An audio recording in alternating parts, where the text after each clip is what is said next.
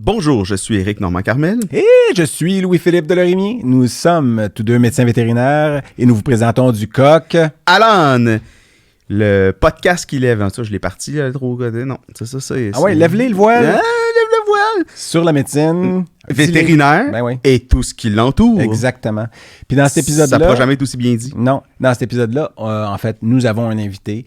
Donald Benoît, médecin vétérinaire, Qui travaille pour l'industrie. Au passé, quand même, assez intéressant parce qu'on apprend comment attraper des phoques avec un filet. On apprend aussi comment vacciner un humain dans le petit gras du bras.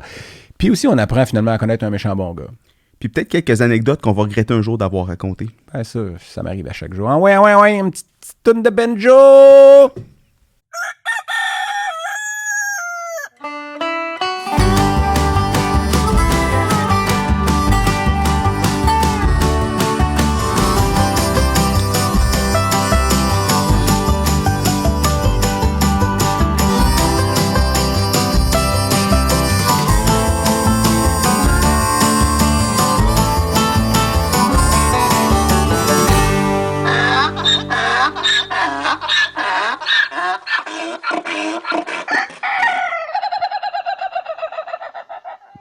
Alors, bienvenue à notre deuxième épisode de notre déjà mythique show Number 2 de médecine.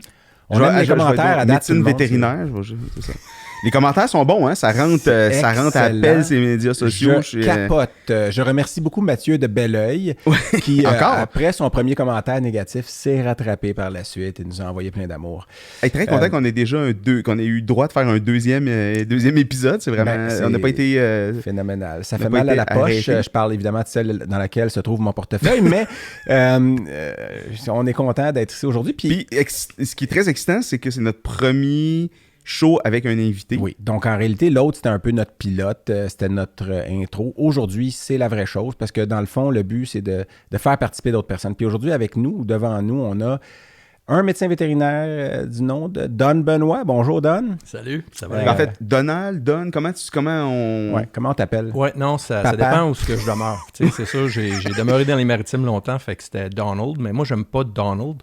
Ouais, puis encore moins récemment. Exactement. Oui, c'est ça. Là, j'ai dérapé ça assez vite. Fait que Don, ça marchait dans les Maritimes. Ici, moi, je me suis toujours appelé Donald. Mes amis m'appellent Donald, mais le Don a resté. Fait que, moi, je pensais vraiment pas que ça durerait longtemps de même. C'est ça. Non, mais Don, moi, je trouve ça bon parce que c'est donnant. Je trouve comme... je viens justement de partir en faisant un faux pas. Tu nous pars pas ça de même. Fait que toi, mais Don, c'est correct pour le show, pour les besoins du show. Puis Don, donc, qui est médecin vétérinaire, qui travaille dans, on peut appeler ça l'industrie, et on parle pas de l'industrie du sexe, ici on parle vraiment de l'industrie pharmaceutique. Ben, la semaine, oui. En tout cas, mais moi, j'ouvre des portes que je suis pas sûr. Fais attention, tu vas vouloir la fermer, c'est ça qui arrive. Là. Ouais, vous voulez tous que je la ferme, littéralement. Mais donc, dans l'industrie pharmaceutique, pour une compagnie qu'on peut nommer, nommons-la. Elanco. Elanco. De toute façon, on s'y perd souvent dans les compagnies parce qu'il y a beaucoup de mergers. Attends, je suis en train de voir, ça fusionne en ce moment. Là. C'est en train d'arriver. Ouais. Mais on appelle ça un merger en français. C'est quoi? C'est une... Fusion. Ouais. Excuse-moi, je suis pas guiré en médecine nucléaire. Là. Ouais, c'est ça. Fait qu'il y a une fusion, il y a beaucoup. Mais Elanco, donc, est une compagnie qui fait à la fois des produits pour les petits et les grands animaux. Éclaire-nous. Un gros joueur en aquaculture aussi, en passant. En aquaculture. OK, c'est intéressant de savoir ça. Ouais. Puis moi, je pose les questions, je sais toutes les réponses. C'est juste qu'Éric est imagiste. Puis il connaît pas grand-chose là-dedans. C'est ce qu'on se dit au micro au début. De saumon, c'est peut-être plus rare.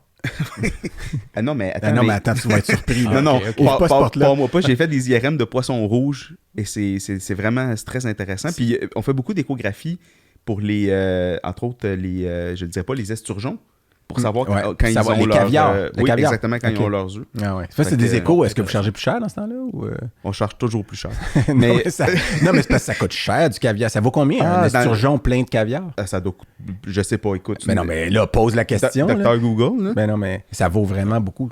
Mais tout ça pour dire que l'écho vaut beaucoup aussi. Là, mais en fait, ce qu'il faut que tu saches, part de la base que les radiologistes mènent le monde.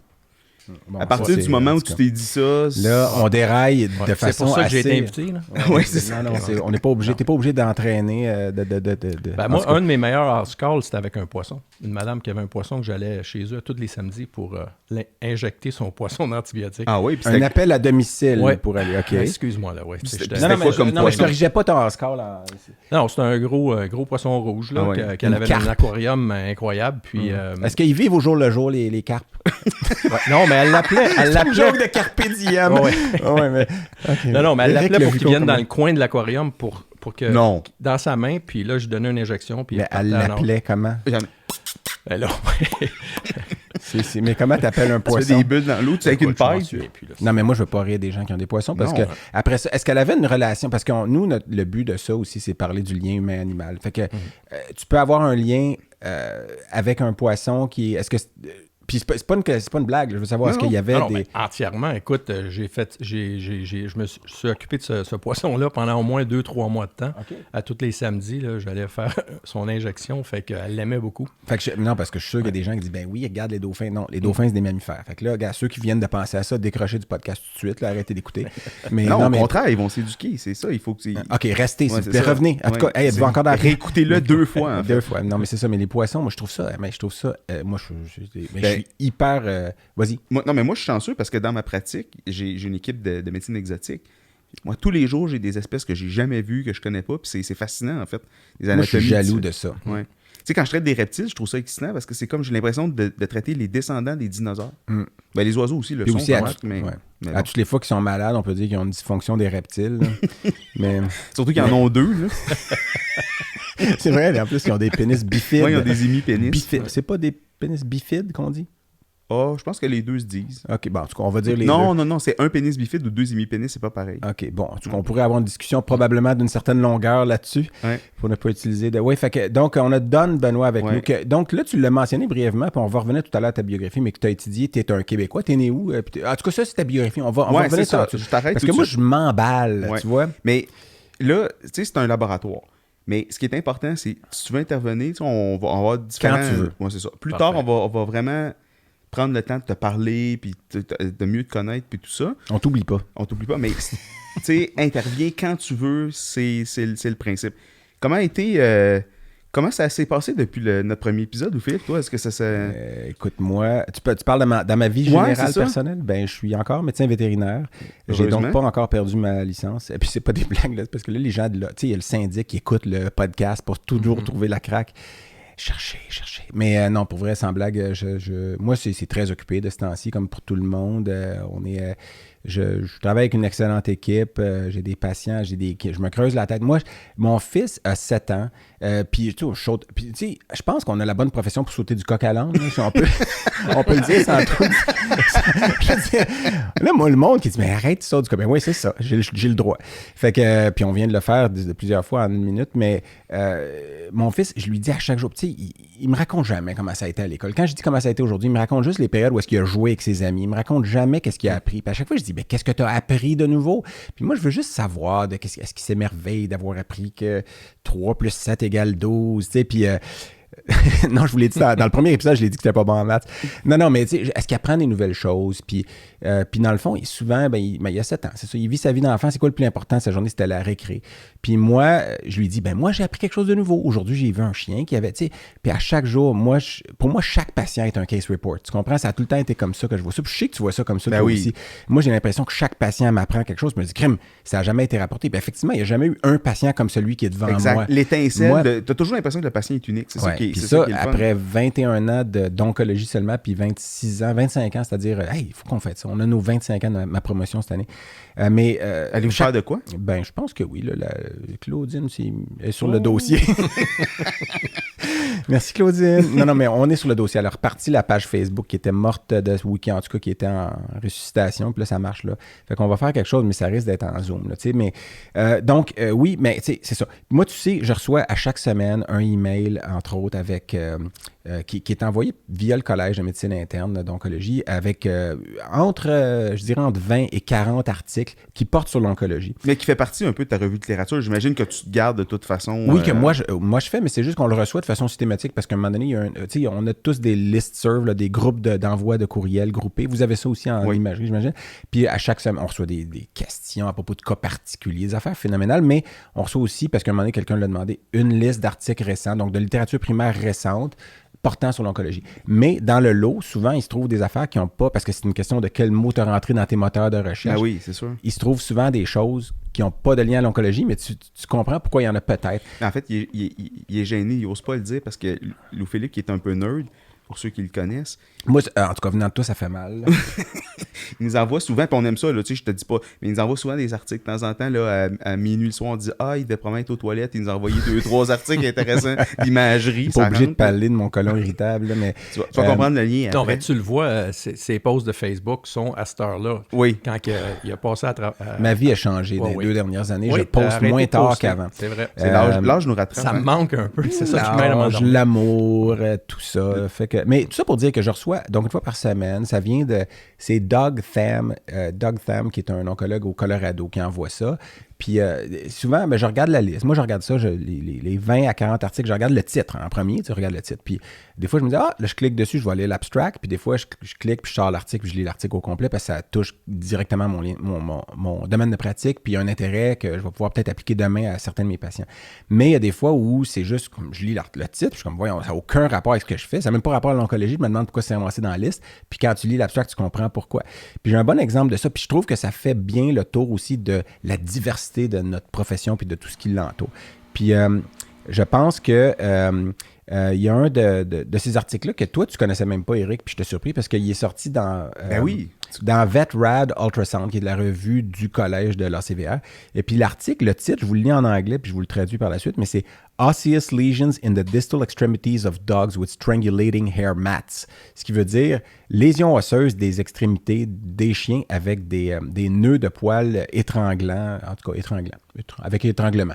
Puis là, j'ai lu ça, puis j'étais comme, ben voyons donc. Puis tu sais, pas un case report. Tu es en train de me dire, c'est mettons des chiens qui n'ont pas été toilettés, qui sont pas bien entretenus. C'est ça qu'au début, tu regardes ça, tu dis, ben là, voyons donc. Puis tu lis, puis tu regardes les 2 auteurs, puis je les connais pas personnellement, mais c'est Elizabeth Watson, puis Laura Neistat, qui sont, une est à New York, l'autre à Gainesville, en Floride, qui sont les deux, quand tu lis leur description de rôle, c'est 2 femmes qui travaillent en médecine légale, forensic medicine. Puis finalement, vétérinaire, les 2?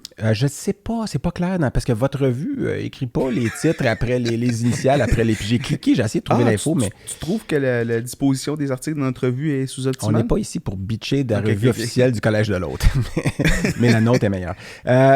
Surtout qu'elle est open... La nôtre est usage libre maintenant. Mais il ne faut pas le dire, mais les radiologistes non francophones sont très conservateurs. Ah, ben oui, je le sais, ça. Puis c'est un peu la faute à grand-papa Don, d'ailleurs. Pas toi, Don, mais Don Thrall, qui est très conservateur. Quand on dit conservateur, là, je pense qu'en tout cas, lui, je sais pas, mais chez eux, ils mangent tout en conserve. Ils mangent juste des conserves. Fait que nous, on compense avec des perruques les radiologistes francophones, mais ça, c'est un autre... Mais l'article en question, donc, parle de... J'essaie de me rappeler, il y avait combien de chiens, mais il y avait plusieurs chiens, en tout cas, bon, beaucoup, là, tu sais. Puis il y avait... parce que là, j'ai devant moi l'article en PDF avec des images que je pourrais vous montrer. D'ailleurs, je sais pas si tu l'as vu, Éric, l'article, mais là, moi, je tourne mon ordinateur pour montrer un peu les images, mais c'est des radiographies. Ça me permet de constater que tu es sur un site pirate. Avec ça, t'es pas supposé le dire, mais avec des lésions osseuses. Écoutez, il y a des chiens qui ont perdu des doigts, qui ont de la nécrose. C'est de la nécrose par compression en fait, c'est très triste à regarder. C'est des chiens qui étaient... La majorité ou la totalité de ces chiens-là étaient des animaux intacts, donc non stérilisés. Qu'est-ce que ça veut dire? Ben, ils étaient probablement dans des puppy mills, des chiens, des mâles et des femelles qui servaient à produire des chiots qui après ça se font vendre. Puis c'est américain, mais la même réalité s'applique probablement au Québec. Toi, t'en as déjà vu des cas comme ça, Éric? Ou, Non, moi, en fait... C'est impressionnant, les lésions osseuses. Là. Oui. C'est d'où l'intérêt de l'article. Là. Mais maintenant, avec la loi qui a changé... les lois ont changé pour le bien-être animal dans les dernières années. Puis nous, on se fait souvent envoyer des cas de la SPCA. Des cas de maltraitance. Exactement, pour avoir des preuves puis pouvoir l'opinion monter professionnelle, un dossier. Puis tu sais, la médecine légale, c'est une science. Oui, quand tu n'as pas été formé là-dedans, tu vois, c'est fascinant parce que on verrait ça puis on se demanderait quelle pourrait être la cause de ça, alors que tu réalises que ça peut être un marqueur de négligence. Cet article-là est important parce qu'il démontre justement, c'est ça. Puis tu vois, écoute, il y a des photos, là, c'est pas beau à voir, mais c'est important. Écoute, il y a une résonance. Ici, il y a des photos de scan avec du 3D puis tout ça. Le chien, il a une patte complètement finie. Le bout de la patte est rendu, ça a été étranglé, comme s'il y avait un élastique autour de la patte pendant des ça fait de la strangulation. La strangulation de nécrose. Est-ce qu'il en parle justement, le lapsus de temps que ça prend pour développer ces lésions-là? Je sais pas s'ils peuvent... en fait, s'étendre sur la durée, mais c'est sûr qu'il y a de la chronicité là-dedans phénoménale parce que le chien a des nœuds de poils qui sont tellement serrés au bout des extrémités que ça finit par stranguler. Puis justement. Donc ça, c'était un des premiers, mais je trouve ça à la fois triste mais important de mentionner. Puis tu sais, je pense que de toute façon, notre rôle aussi, c'est si on voit de la maltraitance, on n'a pas le choix de la rapporter aussi là, comme vétérinaire. Fait que je pense que c'est quelque chose d'important. En fait, on sait que les vétérinaires sont en première ligne souvent dans les cas de maltraitance, même de violence familiale, parce que souvent les animaux sont au premier plan de ça. Fait que s'il y a de la violence pour les enfants ou de la violence conjugale, bien souvent, nous, on peut être les premiers à le voir via les animaux. Il y a un lien direct. Là. Exact. Il y a un lien direct. Donc, moi, donc ça touche pas du tout à l'oncologie, mais ça me touchait, en tout cas, moi. Puis l'autre article... En fait, je suis content parce que ce que ça me dit, là, c'est que j'ai plus besoin de faire de revue de littérature. J'attends juste que tu m'envoies les articles intéressants de ma revue, c'est ça? Non, mais moi, je comprends pas comment ça fait que tu l'avais pas vu, celui-là. J'ai plus besoin de m'engager une assistante ou un assistant. J'ai juste besoin d'attendre que tu m'envoies les articles intéressants. Ben, c'est ça. La vie nous apporte des surprises. Écoute, le deuxième article, là, c'est paru dans VetMed Sciences en 2021. En fait, c'est Ahead of Print. Ça veut dire que c'est pas encore sorti, peut-être on est en avant de la vague, là. Mais c'est quand même révisé par des pairs puis approuvé. Et là, le titre, encore une fois en anglais, c'est Puis là, vous allez voir, là, on s'éloigne un peu. Are current practices of yak herdsmen adequate to combat cynosis in Laya, Bhutan? Fait que c'est un article sur est-ce que les pratiques Attends, on est complètement ailleurs. Là. Oui, on est littéralement, géographiquement et espècement parlant. On parle des agriculteurs qui ont des yaks au Bhoutan, donc au sud du Tibet et de l'Himalaya. Ouais. Est-ce que leurs pratiques actuelles sont adéquates pour combattre la cénurose, qui est un ver plat, au Bhoutan? Donc, et puis l'intérêt, moi je regardais ça, je suis comme, voyons donc, ça c'est quoi le rapport avec l'oncologie? Puis il n'y en a aucun. Mais c'est que quand tu fais ta recherche, c'est que les animaux, ce qui arrive, c'est que souvent les yaks qui sont atteints de cénurose, puis en anglais ils appellent ça GID, le GID, là, c'est le nom de la maladie, GID. On dirait que c'est un mot qui a été amputé de quelque chose, là, un peu, qui a eu une strangulation avec des nœuds de poils puis qui manque un bout, mais c'est vraiment GID. C'est une maladie. Bon, puis ils disent que ça affecte les jeunes yaks, particulièrement en bas de 3 ans. Puis les animaux qui sont affectés se mettent à faire du tournis en rond. Pourquoi? Parce qu'ils ont des kystes intracrâniens. D'où le lien que c'est venu sur les moteurs de recherche de masse intracrânienne. Des pseudo-lésions tumorales intracrâniennes. Des pseudo-tumeurs, à la limite, là, de ça. Donc, c'est stretché. Oui, c'est un stretch, mais il reste que ça affecte donc le cortex, tout ça. Et puis, quand ils ont fait leur étude, en tout cas, ce qu'ils évaluaient aussi, c'est qu'est-ce qu'ils faisaient avec les animaux morts, comment ils protègent. Puis l'autre intermédiaire, c'est le yak. Puis l'autre final ou l'autre, comment on dit? Définitif, c'est le chien. Puis ce qui arrivait, c'est que quand tu lis, la plupart des agriculteurs n'avaient pas tout suivi la formation sur le awareness de la maladie, là, donc la connaissance de la maladie. Puis souvent, quand les animaux mouraient, qu'est-ce qu'ils faisaient? Ils les donnent à manger aux chiens. Donc, les chiens se nourrissent des yaks morts de cette maladie-là. Puis les chiens ne se faisaient pas vermifuger assez souvent. Fait que qu'est-ce qu'ils faisaient? Ils entretiennent le cycle. Puis les yaks meurent, donnent la bouffe aux chiens. Le chien produit des kystes. Tu sais, c'est le cycle de la vie et de la mort, finalement, mais c'est triste à l'aide. Puis là, finalement, il conclut que ça démontre que pour une efficacité accrue du contrôle de cette maladie-là, il faut que les agences locales créent plus plus d'éducation auprès des agriculteurs de yak pour augmenter les visites, puis apprendre à vermifuger les chiens plus souvent, puis réduire l'exposition, etc. Mais tu sais que la cénurose, c'est drôle parce que moi, c'est une des fois où j'ai eu l'air le plus fou à ma pratique de radiologie. Une des fois, on s'entend qu'il y a un livre assez épais qui... J'ai vu un lapin comme ça qui avait une cénurose, puis évidemment, on est tellement biaisé par le genre de pratique qu'on a. Les parasites, on pense pas à ça. Donc, je le vois en écho. L'équipe d'Exotique me l'amène. Un lapin qui devait être en stase, évidemment, comme tous les lapins de la planète. Là. Mm-hmm. La stase. Je fais un écho, puis il y a une lésion kystique, puis je dis, il doit y avoir une tumeur hépatique kystique, quelque chose de même. Tu sais. Ils s'en vont en chirurgie, puis ils rouvrent le truc, puis ils comprennent pas trop ce qui se passe. Puis là, il y a une étudiante stagiaire, qui est là, une Française, qui dit « Tiens, ça a l'air de la cyanurose. » Elle a bien un accent québécois. Elle n'a sûrement pas cet accent-là, mais... Hey, ça a bien l'air de la cyanurose. Ah, tu viens d'où? Bordeaux. Puis là, tu sais, la fois où l'étudiante stagiaire, qui était genre en 3e année, t'apprends que c'est ça, puis on est comme, ben voyons donc de quoi tu parles. Ça, c'était le bon accent que j'avais. Puis c'est revenu de l'histopathe, puis c'était ça. De la cyanurose. Puis là, après ça, rétrospectivement... Finalement, Sandrine avait raison. Oui, c'est ça. Je sais pas, elle s'appelait comment. Oui, Mathilde. Non, Mathilde, c'est peut-être une autre chanson. Mais finalement, c'est ça, elle avait raison. Puis quand tu regardais rétrospectivement les radios, c'était quasiment pathognomonique. Tu sais, ça a l'air de ça. Mais quand c'est une maladie, je déteste ce mot-là. Ben, il sonne D'abord, comme... qu'est-ce que ça veut dire? Est-ce que ça ressemble à la pathologie ou c'est conclusif de la pathologie? Mais on pourra en reparler de ça. Premièrement, pathognomonique. C'est gno ou gnio? T'sais. Oh, ben là, est-ce qu'on dit pathognomonique ou pathognomonique? Moi, je déteste ce mot-là parce que, pour ceux qui ne savent pas, c'est supposé vouloir dire, ça veut dire que s'il y a cette lésion-là ou cette trouvaille-là, ça veut dire que c'est ça qu'il y a. Donc, c'est diagnostic. C'est ça que ça veut dire. Ça veut dire c'est diagnostic. C'est ça que ça veut dire, oui. Ben, c'est ça. Va chercher la définition, s'il te plaît, pas sûr Eric. si ça veut dire que ça ressemble à la maladie ou c'est la maladie. Ben, moi, je pense que ça veut dire que c'est ça. Moi, puis en fait, c'était ça. Ouais. Ben oui, puis pour moi, ça veut dire qu'il n'y a rien de pathognomonique. Puis tu vérifieras aussi si ça se dit gno ou gno. Parce que gno, je trouve que ça ressemble à gnou, puis on vient de parler d'yak. Puis moi, je me mêle entre les deux des fois. Fait que... Alors, ça vient du grec, là. Ça vient du grec, ouais. OK. Ça nous aide beaucoup. Alors, qui caractérise spécifiquement une maladie unique et permet donc à lui seul d'en établir le diagnostic certain. Bon, donc ça veut dire c'est diagnostic. Oui, exact. Assuré. Mais moi, ça veut dire qu'il n'y a rien de pathognomonique. Ou gnomonique. Parce que dans le sens qu'il y a toujours un différentiel. Ben oui, tu sais. Oui. Est-ce qu'il y a quelque chose? Je veux dire, OK, mettons, t'as quelqu'un qui se fait tirer une balle dans la tête puis il meurt. Tu dis, OK, ben... C'est pathognomonique la mort. Non, mais mettons... non, ben c'est même... Bon, je sais pas pourquoi je suis allé là, mais je veux dire... Sors-toi de ça. Ben non, mais il n'y a rien de pathognomonique. Non, mais mettons, il y a toujours des... Pourrait l'aider peut-être que de quoi, toi, en radio, que...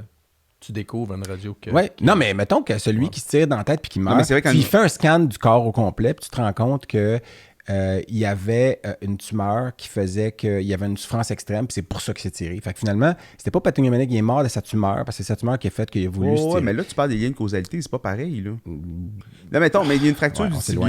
Il y a une fracture du tibia, c'est pathognomonique, une fracture du tibia à la radio. Non, mais là, c'est pas une maladie, c'est quelque chose de traumatique. Là, tu parles des kystes dans le foie de ton lapin qui ont été pathognomoniques, supposément. Okay. C'était fortement suggestif. Oui, c'est fortement suggestif. C'est ça que vous écrivez aussi. C'est pour ça que vous faites attention dans vos rapports, puis c'est fortement suggestif, mais pourrait aussi signifier... On pourrait-tu dire fortement pathognomonique?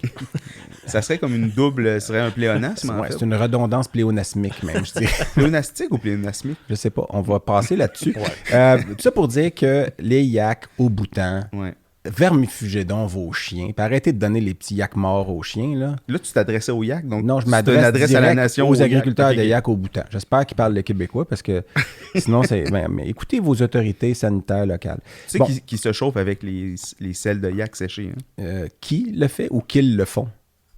Tu me demandes, est-ce que je sais qu'ils le font ou qui le fait? Puis il faut que je nomme des noms. Est-ce que tu connais des gens? Non, je ne sais pas qui le fait. Gérard et Étienne de Saint-Joseph de la Yamaska. Non, mais les peuples nomades qui ont des éleveurs de yaks, souvent, ils utilisent ça. Nomadland. Ouais. Mais, fait que, écoute, j'ai un troisième article. T'avais d'autres... J'ai un dernier article qui, on va en parler moins, mais pourtant, c'est peut-être le plus, pour moi, qui me touchait le plus directement, parce que là, c'est un article, écoutez, je vous lis le titre, ça va être lourd, mais c'est adjuvant. En tout cas, je vais vous le lire en français. C'est l'addition du sirolimus en adjuvant. N'améliore pas la survie des chiens de compagnie, donc des chiens pet dogs, là, qui reçoivent le standard of care, donc le traitement standard pour l'ostéosarcome appendiculaire. C'était une étude sur 324 chiens prospective randomisée. Et là, pourquoi c'est important? Tu regardes la liste des auteurs, puis il y a à peu près 25 oncologues là-dedans, des pathologistes, tout ça, et dont Tim Phan, qui est le dernier auteur, l'auteur senior qui est mon ami personnel. Mais c'est pas pour ça que ça me touche, c'est que la première auteure, c'est Amy, qui travaillait à ce moment-là au NIH, aux États-Unis, National Institutes of Health. Pourquoi cette étude-là est importante? C'est publié dans Clinical Cancer Research, donc une revue humaine. C'est une étude prospective, donc où il donnait le traitement standard plus la molécule sirolimus, là, qui est directement dérivée de la rapamycine qui a été découverte sur l'île de Pâques, par d'ailleurs... Ah oui, rapamycine, comme Rapa Nui, en fait, qui est le nom... Oui. Puis le rapamycine. Rapamycine, Oui, c'est ça? C'est ça. Puis d'ailleurs, ça se lie au mTOR. Le mTOR, c'est Mammalian Target of Rapamycine. Moi, tu sais, ils nomment une molécule d'après l'autre molécule qui a été découverte. Puis, en tout cas, tout ça pour dire que... Mais mycine, donc ça vient d'un champignon? Mycine, oui, ça vient d'un champignon? Oui, d'un streptomycète ou un...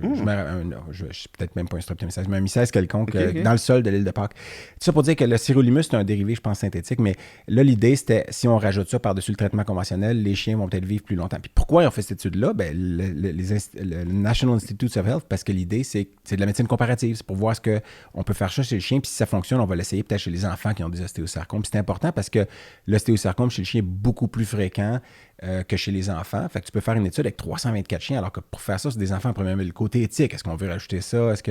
Ils ont démontré que c'était très bien toléré, qu'il n'y avait pas une toxicité supplémentaire, mais malheureusement, ben, ça n'améliorait pas la survie. Fait que ça veut dire quoi? Ben, les chances qu'ils fassent une étude avec des enfants sont diminuées.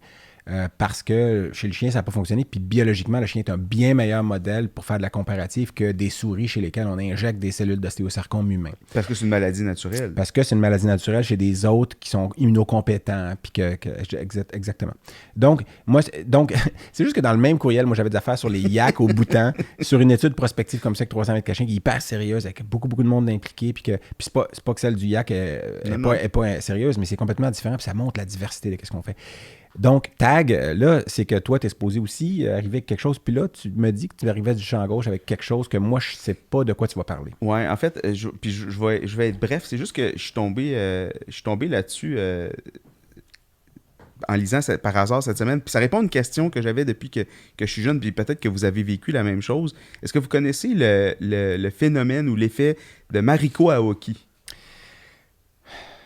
En fait, non, ça c'est un non. En soupir, c'était... Oui, c'est ça. Non, c'est parce que évidemment, c'est une question rhétorique, là. Tu le sais que... En fait, c'est une jeune japonaise qui a écrit en 1985 une lettre au lecteur dans un magazine et qui s'étonnait du fait qu'à chaque fois qu'elle fréquentait une librairie, elle était prise d'une soudaine envie d'aller à la selle. Okay. Je vois où tu t'en vas. Non, puis moi, c'est drôle parce que quand j'étais plus jeune, Là, on parle pas d'aller faire du cheval. On dit vraiment... d'aller faire caca. Oui, OK. Il faut dire les mots. Oui, disons les... Parce qu'on a parlé de ça, la selle, quand est-ce que les selles, les fesses, en tout cas, ça sera un autre... Les fesses, est-ce qu'on dit fesses ou fesses, d'ailleurs? Mais continue. Allez déféquer, allez vider l'ampoule. Systématiquement, tu sais. Puis moi, quand j'étais jeune, j'avais remarqué ça aussi. Quand j'allais à la librairie de Laval, là, à Sainte-Dorothée, c'était... Puis ça, Don, vu que tu es anglophone, librairie, c'est pas un bookstore, là. C'est vraiment un endroit où... Oui, c'est un bookstore, excuse. Ouais, c'est pas l'endroit où... C'est ça. Continue. Ouais, parce que c'est library. Library, moi, ça me mêlait quand j'étais librairie, là. Donc quand j'allais à la bibliothèque, quand j'étais jeune, j'avais souvent une soudaine envie, puis je me disais, voyons... Pourquoi, mais attends, mais qu'est-ce que tu avais fait juste avant d'aller à la librairie? Est-ce que tu étais allé manger comme un cochon? Écoute, j'ai pas documenté. Parce que peut-être c'est ça ton causalité là, de tantôt. Là. Non, mais c'est intéressant. Puis c'est quoi le syndrome? C'est quoi encore? C'est c'est pas un syndrome, c'est un phénomène de Mariko Aoki qui est du nom de la japonaise qui a écrit ça. Qui est encore vivante?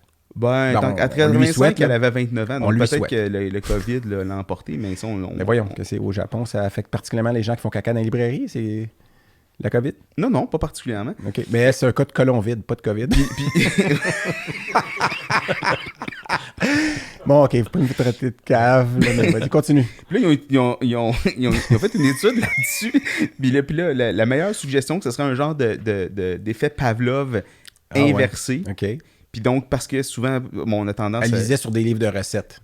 Non, parce que si on lit souvent, il y a beaucoup de gens qui lisent... Ça bol. Exactement. Comme on dit au Québec. C'est relié à ça. Oui, c'est ça. Puis il disait... Check l'autre qui arrive du champ gauche. Je me demandais justement si c'était pas relié. Non, c'est parce que là, je trouve que c'est plus facile quand je lis. Fait que là, c'est ça, exactement. On pourrait faire une étude. Je vais arrêter de lire, voir si j'ai de la misère. Exact. Le gars constipe, il nous appelle 2 semaines plus tard. Ça va pas, les gars, ça va pas. Fait qu'en fait, j'en fais une explication sur un phénomène que je vivais quand j'étais jeune. Donc, c'est ça. C'est probablement un effet de Pavlov inversé qui fait que quand vous rentrez dans un endroit où il y a des livres, puis comment quand ton cerveau sait que tu es dans un endroit, dans un livre, parce que j'ai trouvé ça en même temps, ils ont identifié l'odeur du vieux livre. Et pourquoi c'est pas un Valvop? C'est un Pavlov inversé, tant que ça. Volvap. Ouais, mais tu sais que t'es le seul qui est capable de parler d'inverser, d'inverser les mots. Pas en verlan, mais littéralement inversé. Je sais, Fait que c'est ça. Donc, je trouvais ça juste une petite note comme ça. Mais je trouve ça intéressant. Je sais pas si... Parce que je sais que tu lis, parce qu'on se texte souvent quand on est... synchronisé, puis souvent on est sur la balle, mais c'est comme un moment de Mais comment pause, tu le sais, ça? Je te l'ai dit? Tu me le dis. En tout cas, je sais que... Il t'envoie des selfies. Des selfies. Des selfies. Ça, c'est une photo de tes propres crottes, là. Un selfie. Un fait 16 filles. Bon, OK. On peut passer à autre chose. Oui, passons à autre chose. Parce que sinon, on va s'étendra s'étendre. On s'étendra pas là-dessus. Donc, moi, je pense que... Don, est-ce que tu avais quelque chose à apporter? Parce qu'on s'était dit, ben, si tu as quelque chose, toi, d'actualité aussi ou que tu as vu récemment qui est d'intérêt, avant qu'on passe à ta vraie entrevue, là, as-tu quelque chose que... Ou finalement, on peut juste... Comme tu veux. Ouais, non. Parce que... Non? Parce que... J'étais encore au yak, moi, là. On est encore bouche bée. Mais regarde, de toute façon, le prochain segment, c'est littéralement où est-ce qu'on parle de toi, parce que nous, on veut parler de la diversité de cette profession-là. Puis là, en passant, ça fait qu'on commence, puis t'es un gars, puis on est 3 gars à se parler, puis c'est pas ça la profession vétérinaire en ce moment, tout le monde le sait. On va remédier à ça, mais on voulait commencer aussi avec des gens qu'on connaît un peu, tout ça, puis on se connaît quand même depuis un bout de temps. Un bout de temps. Je viens de ramener le bout de temps. D'ailleurs, tantôt, c'est quoi? Je me suis demandé si tu pouvais y aller en train au bout de temps. Puis là, dans ce temps-là... Qu'est-ce qu'ils disent quand ils prennent le train au bout de temps? J'ai fait un bout en train, là. Mais je suis pas allé juste... En tout cas, oui. OK, c'est ça. Fait que tout ça pour dire que là, nous, on demande aux gens, parce qu'on pourrait faire ta biographie, mais moi, j'aime mieux que ce soit une autobiographie. C'est ça qu'on a fait, Éric et moi, dans le premier épisode. Fait que décris-toi, décris-nous finalement comment tu en es devenu à faire ce que tu fais maintenant. Tu peux partir de la naissance ou d'un mois avant. Mais, je vais dire, oui. Il y a la version courte, puis il y a la version longue. Vas-y avec la version intermédiaire, s'il te plaît. Intermédiaire, oui. Non, j'aime pas les extrêmes. Il y a la version que tout le monde dise que moi, quand j'étais petit, je veux devenir vétérinaire. Ouais. Puis je pourrais indirectement raconter ça parce que ma mère m'a donné un scrapbook il y a une couple d'années, puis je pense que j'étais en 2e année, puis j'ai une page qui dit « Quand je vais être grand, je vais être vétérinaire », mais je m'en souvenais plus de ça. Disons qu'au lieu d'aller à l'école pour être sûr que je devienne vétérinaire, j'ai pris un long chemin qui m'a amené à l'avant de l'école vétérinaire. Fait que c'est vraiment ça qui est arrivé. Puis moi, ça m'a donné des opportunités vraiment incroyables. Mais tu veux pas le décrire, ton long chemin? Oui, bien là, c'est ça. Là, OK, c'est ça qu'on fait. Là. Mais donc, un long chemin qui était volontaire ou qui était involontaire? Sans savoir ce que je voulais faire quand je vais être grand. Puis je ne sais pas encore. Là. C'est ça qui est le fun parce que même avec mon travail, j'ai des opportunités de changer, de toucher à d'autres aspects. Exactement. Ouais. Puis c'est ça qui est le fun de notre profession. Ben oui, ça nous donne vraiment des options incroyables. Ouais. Fait que c'est ça. Non, moi, comme tout le monde au Québec, il faut que tu ailles au cégep. Puis personne ne m'avait dit que si tu fais une technique en technique d'architecture, que tu ne deviens pas architecte. T'as fait ça, toi? J'ai fait ça, oui. OK. Hey, puis, j'ai besoin... Moi, je suis en train de rajouter une chambre au 2e. Non. OK. Non, c'est pas la bonne personne. Ben anyway, tout ça pour dire que j'ai découvert que je pouvais pas aller à l'université avec ça. Fait que j'ai fait le fameux sciences pures et appliquées que tout le monde a fait. Puis, à quel cégep, par curiosité? Vanier et Dawson. Parce que j'ai toutes fait mes études en anglais, moi, pourquoi, depuis la d'ailleurs? 5e année. Tes parents sont... Non, francophone, mais c'est parce qu'on demeurait à Québec quand j'étais en 4e année. Puis mon voisin, qui était un gars de mon âge, il allait à l'école anglaise. Puis ils ont dit, mais tu veux-tu aller à l'école anglaise? Puis j'ai dit oui. Vraiment? Oui. Puis j'ai dit oui en français parce que je savais peut-être juste Yes Pino. Ben oui, surtout en anglais. À Québec, je veux dire, c'était pas... À Québec, j'allais... moi, on restait à Charlebourg, puis j'allais en Haute-Ville c'était à St. Patrick Elementary School. OK. Fait que, anyway. Puis là, tu t'es ramassé au cégep. Oui. T'as fait ta technique. 2 cégeps? Parce que là, où ce que j'étais, c'était juste la technique d'architecture. Puis après ça, fait que j'étais allé à Dawson. À Vanier, dans le temps que tu étais là, y avait-tu déjà les techs? Y avait-tu déjà le programme de technique en santé animale? Non, puis j'étais même pas dans le même building. Moi, j'étais dans un building qui fait même plus partie du collège. Fait que, puis c'est ça, j'ai fait après ça, mon bac au collège McDonald College. Où je suis allé. Puis en biologie de la faune. En quelle année, ça, juste par curiosité? Attends un peu, là, j'ai 83-86. OK, fait qu'on n'a pas overlappé. On n'a pas chevauché. Non, puis j'ai eu l'occasion de travailler avec Pêche et Océan, puis j'ai passé 2 étés sur l'île d'Anticosti à étudier les phoques. Puis ça, en passant, les phoques, là... Je sais pas où ça s'en va. Non, mais c'est parce que j'ai une histoire, ça vient juste d'y penser, c'est que j'ai resté à Halifax pendant longtemps, puis je travaillais sur les phoques. C'est là que je t'ai Halifax. rencontré. Oui. Ouais. Puis, fait que quand j'avais des chums qui venaient me visiter, puis on était dans un bar, puis là, on parle, puis moi, je parle bien vite, tu sais, je disais, hey, là, tu sais, je suis en 4 roues, puis on saute sur le phoque, puis là, on attrape le phoque, puis là, mais là, tu sais, c'est parce que je dis phoque tout le temps, là. Tu sais, je suis dans un bar, puis là, les gars, ils disent, tabarnak, il dit fuck à toi et 2 mots, là, tu sais, fait que c'est ça, mais... Ouais. En tout cas. Mais moi, je voudrais juste revenir sur on saute sur le 4 roues, on saute sur le phoque, on attrape le phoque. Ça, c'était. Ça se passait comme ça. What the fuck, là, ça y allait parce que. Non, mais j'ai passé à peu près 3-4 étés sur l'île aux sables, qui est un genre de banc de sable à 100 ça, c'est où il y a les chevaux, là. C'est ça, c'est ça. Ça, c'est au large de la Nouvelle-Écosse, là. Oui, à environ 150 km. Je sais qu'il y a des gens qui se disent, est-ce que ces chevaux-là, on ne devrait pas plus les aider? Parce que c'est très difficile pour eux l'hiver, là, ces chevaux. Oui, non, mais je veux dire, la population se maintient quand même bien. Ce qu'ils font indirectement, c'est qu'ils s'assurent que les dunes soient en santé. Ça fait que s'il y a des dunes qui sont détruites par des tempêtes, mais là, ils vont aller bâtir des digues. Exactement. Okay. Ouais. Puis est-ce qu'il y a une population humaine permanente sur l'île? Non, c'est... Il y avait une maison, quelque chose comme ça. Oui, non, il y a quand même des bons buildings, mais c'est qu'il y avait une station météorologique qui est fermée. Non, elle fonctionne encore. OK. Ouais. Fait que, anyway, c'est ça, mais on est en 4 roues, puis t'as un gros net, puis quand le phoque part s'en aller vers l'eau... Mais vous faisiez quoi? Vous les marquiez? Vous les... Ben, il y avait différentes facettes de l'étude. Il y avait des études de population, bien sûr. Fait que les jeunes de l'année, ben, on mettait des tags, là, pour avoir au moins une estimée de population. Sur les nageoires? Ils n'ont pas d'oreilles, là? Sur les nageoires arrière des jeunes. Parce que dans le temps... Mais ça n'affecte pas leur qualité de vie. Puis Non. C'est parce que ce qui est malheureux pour certains, peut-être, là, c'est que des études de population, dans ce temps-là, ça avait rapport avec la chasse, comme on fait avec des oiseaux migrateurs qui sont bagués. Qui ont des bagues, Fait qu'anyway, tout ça, on faisait ça, plus des études de nutrition, des prises de sang, exactement. Ouais, c'est quand même agressif, les phoques. En fait, quand tu avait regardes des les canines, nets. c'est ça. Ouais. Puis, mais toi, t'étais pas vétérinaire encore? Non. Okay. Fait que là, ce qu'on a fait, c'est que je suis parti de mon bac à l'université de McDonald. Là, j'ai fait une maîtrise à Halifax, à l'université de Dalhousie. C'est là que j'ai commencé à travailler avec des vétérinaires parce qu'ils ont développé un programme de phoques en captivité pour développer un traitement. Parce que dans le temps, tu sais, il y avait des problèmes avec les stocks de morues qui étaient en décroissance incroyable. Puis, bon, c'est sûr que tout le monde blâmait le phoque. La pêche. La pêche, mais je veux dire, le phoque, quand même, était en croissance aussi. Puis ce qui était aussi un problème, c'est que le phoque, c'est l'hôte définitif, en parlant de yak, d'un ver rond qui contaminait la musculature de la morue. Comme hôte intermédiaire. Fait que, anyway, il y avait un paquet d'études, puis c'est là que j'ai travaillé avec des vétérinaires, puis j'ai décidé, je vais devenir un vétérinaire de la faune. Puis, c'est intéressant. Je savais pas ça, moi. Ouais, puis là, je me suis inscrit c'est pour ça que je te le demande, à l'île du Prince-Édouard. Fait que quand j'ai commencé, c'était en 89.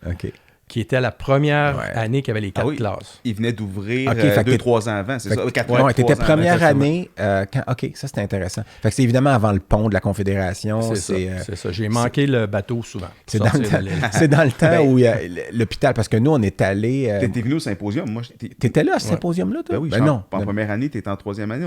On était en... Ben oui. Ben non. 3 autobus, ben oui. C'est quand j'étais en 3e, ça? Parce que nous, on était allé effectivement au symposium étudiant. Moi, on se regarde, puis il y a des sourires parce qu'il y a eu... On s'en souvient pas. Ben oui, non, il y a des petits bouts Queen Street. Tu te rappelles pas de... Écoute, j'ai encore mal à la tête, je pense.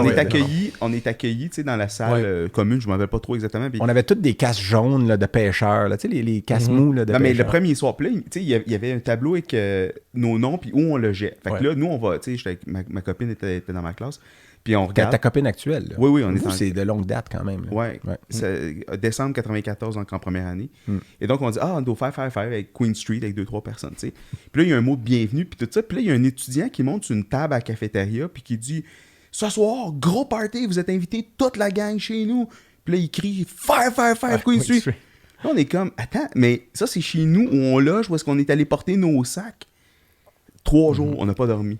Ben non. Mais ça, c'était le dernier soir, on avait nos chapeaux jaunes. 14, là. Fait que toi, t'étais plus là déjà. Non. Janvier 95. Puis, mais il y avait pas... Je sais pas s'il y avait vidé volontairement l'hôpital quand nous, on était allés là au symposium, ou si c'était juste qu'il n'y avait pas grand-chose. Mais littéralement, là, je me rappelle, il y avait 3 animaux dans l'hôpital. Un berger allemand. Toi, tu les as comptés. Oui. Un berger allemand. Écoute, non, mais c'est pas une joke, là. Moi, c'est parce qu'on arrivait de Saint-Hyacinthe où il y avait quand même de l'activité et des animaux. Mais il y avait un berger allemand, il y avait un veau Holstein, puis il y avait un iguane. Puis je me rappelle, parce que c'est aussi une belle diversité, ben oui. Mais je me rappelle juste qu'il y avait ça dans l'hôpital, puis j'étais comme... Puis il y avait un manège à chevaux gigantesque où il n'y avait pas un cheval. Puis il y avait une machine à contention bovine neuve, oui, puis nous, à Saint-Hyacinthe, on n'avait pas ces choses-là, mais on avait plein de patients. On avait une piscine, piscine à vache. OK. Mais on va le laisser finir sur comment il a fait ça. Fait que tu as fait ta medvet. Vous étiez des petites classes quand même? Oui, une cinquantaine. Parce que moi, j'ai enseigné à l'île du Prince-Édouard. Tu savais, j'ai donné des cours là-bas. Je te l'ai déjà dit. J'ai enseigné le cours d'onco 2 années en ligne. Mais c'était des classes de 60 personnes. Oui, ça l'avait puis je me rappelle juste qu'il y avait 60 personnes. Dans le sens où tout le monde était là. Puis pourquoi je dis ça? C'est parce qu'à ce moment-là, j'enseignais encore à l'Université d'Illinois où la classe était un amphithéâtre de 200 sièges où il y avait 110 étudiants par classe. Donc déjà, il manque 90 personnes. Puis sur les 110, il y en a plein qui n'étaient pas là. Fait que je donnais un cours à peu près à 65 personnes dans un auditorium de 200. Puis ils étaient tous sur leur ordinateur en train de gosser sur Facebook puis tout ça. Ouais. Puis, ou en tout cas YouTube, regarder des vidéos de chats qui font des niaiseries. Pendant ce temps, j'essaye de donner mon cours. Puis la seule façon que j'avais d'attirer leur attention, c'était de dire « So this next information might be on the exam. » Puis là, poum, toutes les têtes se regardaient. Fait que là, je disais ça aux 3 phrases. Puis à un moment donné, ça marchait plus. Fait que je le disais pareil. Je me dis, ils savent pas si c'est vrai ou pas. Fait que, puis là, finalement, tu sais, en tout cas. Ben, mais c'était comment? Mais à l'île du Prince-Édouard, ils étaient intéressés. Là. J'ai adoré les étudiants là-bas. Ils étaient intéressés parce qu'ils savaient qu'un oncologue, il n'avait pas un à temps plein. C'est ça. Puis moi, j'ai adoré l'interaction que j'ai eue là-bas. Ben, moi, comment tu étudiant? Là, l'hiver, là, à Charlottetown, c'est longtemps. Il fait frais. Moi, quand j'enseignais, c'était justement l'hiver. Moi, le char de location partait pas. Là. C'était moins 25 à tous les matins avec du gros vent. Là. Oui, non. Puis, non, c'est parce que moi, mon parcours, c'est que j'ai fait beaucoup d'exotiques par après. Puis, notre bon ami Jean Gauvin était venu enseigner. Il était prof. Je dis ça, là, non, mais il venait, comme toi, là, il venait faire un cours, donner un cours sur les exotiques. C'est comme ça que tu l'as rencontré? Oui, là, je l'ai rencontré quand j'étais en 2e année, mais quand il est revenu pour la 3e, quand j'étais en 3e, il m'avait appelé justement avant. Il dit il neige-tu à l'île? J'ai dit non, c'est pas pire. Là, puis là, il arrive en petits souliers puis un côte de printemps. La tempête, mon gars. Il m'en parle encore. Là, mais oui, il y en avait des bonnes. Avec des bons dépôts de neige, c'est ça, dans l'Atlantique. Là, c'est... Puis, fait que t'as fini ta medvet, puis après, t'as fait quoi? Tu t'es mis à... Oui, mais là, j'ai retravaillé. Je suis déménagé à Montréal. Moi, tu m'avais dit, là, tu vas rester dans les Maritimes le restant de tes jours. Je dis, hey, impossible. Moi, je m'en retourne à Montréal parce que là, ça faisait 7 ans que j'étais dans les Maritimes. Fait que j'ai travaillé avec Jean. Justement, Jean m'avait engagé. Puis j'ai travaillé un an à la Chine. Puis, comme ils disent en anglais, the Maritimes were... I was missing the Maritimes. Fait que puis dans ce temps-là, j'avais ma blonde qui est comme toi. On est encore ensemble. Ben, pas toi, ma blonde. Ouais. Ben, pas ta blonde, est-ce que la mienne. Là, c'est un concours. Puis, là, non. Puis... c'est un peu chiant. Non, mais de toute façon, je suis en amour en ce moment. Ben, c'est ça. C'est ça qu'il faut. Anyway, tout ça pour dire, on a redéménagé les Maritimes. Puis là, j'ai pratiqué là une 15aine d'années avant de revenir à Montréal avec mon rôle maintenant que j'ai dans l'industrie. OK. Puis pourquoi tu as fait ce switch-là, justement, de passer de la pratique à l'industrie? Qu'est-ce qui t'a attiré du côté de... Écoute, moi, c'était plus... j'étais plus capable. Le côté gestion, là, tu sais, j'ai jamais eu vraiment de... C'était pas ma passion. Moi, j'aimais vraiment le challenge de dealer avec les codes exotiques. J'avais pas peur de dealer avec ces cas-là parce que, tu sais, le chien qui arrive avec une masse au niveau du pancréas, mais tu le réfères parce que là, tu sais, t'es pas le gars à faire ça, mais le furet t'es déjà bon de savoir qu'il y a une masse au pancréas, par exemple. Oui. Mais anyway, tout ça pour dire que, je veux dire, tout ce qui était exotique, c'est moi qui le faisais. Tu sais, il référait tout à moi. OK. Fait que c'était une référence, finalement. C'était à quel endroit, ça? C'était à Halifax. À Halifax. Et c'était que des exotiques? Tu faisais... Ben, je faisais au moins 12-15 cas par jour. Là. Je faisais des chiens, des chats aussi, parce que dans ce temps-là, c'était pas juste les exotiques qui faisaient vivre ta clinique. Ouais. Mais anyway, j'ai fait un merge avec une autre clinique pour juste faire de la médecine. Puis éventuellement, c'était plus ma passion. Puis là, juste fait le tour du jardin puis vouloir faire d'autres choses. Qu'est-ce qu'il y a quand même, mettons, c'est quoi la chose que tu t'ennuies de la pratique, là? S'il y a une chose, là. Ah, mais c'est ça, parce que... Puis j'ai vu quand même... J'ai vécu l'évolution de la médecine exotique, puis je sais qu'elle l'est encore, mais à ces débuts-là, t'avais certains noms là, qui étaient les tops, qui c'était toujours les mêmes conférenciers, puis qui partageaient leur info, ce qu'ils ont appris, comment faire. Puis moi, j'utilise toujours l'exemple, c'est d'être un MacGyver. Je ne sais pas si on l'a en français, là, mais c'est ça, le faire des exotiques, c'est de trouver le moyen. Patenter des affaires. C'est ça. Puis je dis au chat tout le temps, j'ai la perruche qui est une potodermite, puis que je faisais des petits bandages, puis moi, je me remerciais d'avoir joué avec mes G.I. Joe quand j'étais petit, puis faire des petits bandages. Là, fait que, toi, tu as dit potodermite, c'est-tu parce qu'elle tient le poteau trop fort, puis ça devient une dermite? Ça dit-tu potodermite? C'est pas d'eau dermite, mais c'est juste parce que je pense que c'est juste la façon que tu mets la barre sur le thé. C'est ça. Ça se peut. Je te niaise. Les gens me trouvent méchant, là, mais je le connais. Ouais, moi aussi, je te trouve méchant. C'est ça. Mais puis, c'est quoi l'affaire que tu t'ennuies le moins, peut-être, de la pratique, d'abord? Tu sais, quand tu dis ça, c'est ça, je m'ennuie pas de ça, là. Oui, non, c'est vraiment ce côté-là. Surtout le côté chirurgical du côté exotique. Tu n'aimais pas ça? Non, j'aimais ça. J'adorais ça. OK. Mais le côté que tu t'ennuies le moins?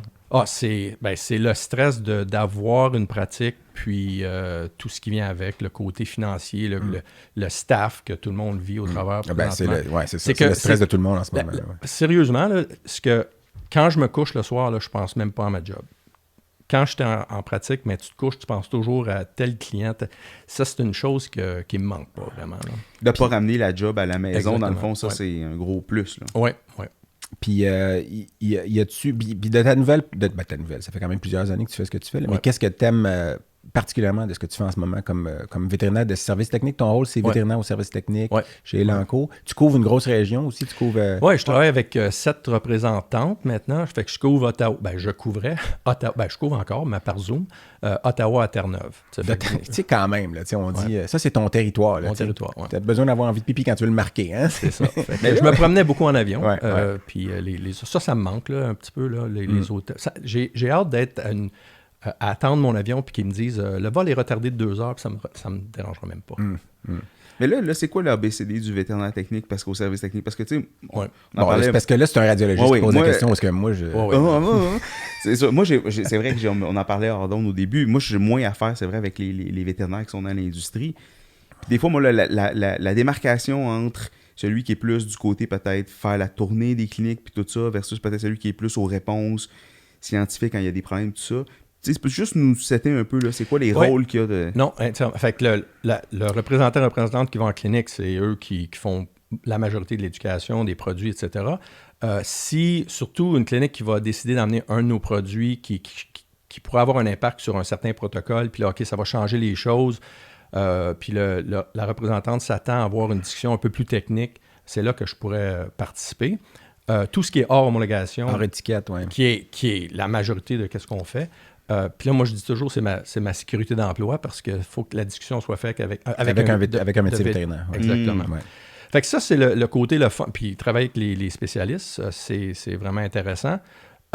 Mais le côté, ce que j'aime, c'est que, tu sais, Elanco, c'est quand même dans plusieurs pays, tu sais. Puis quand tu lances un produit, bien, les États qui lancent le même produit, bien, ils ont une équipe de 25 personnes qui s'occupent juste pour le lancement. Mais nous, on est 4 vets, puis 3 gars de marketing.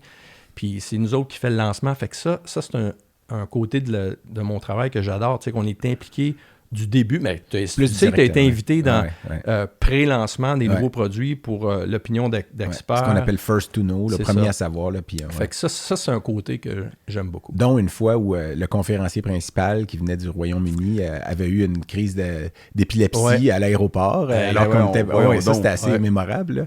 Je me rappelle de... Dr. King. Mais il s'en venait présenter dans quel contexte?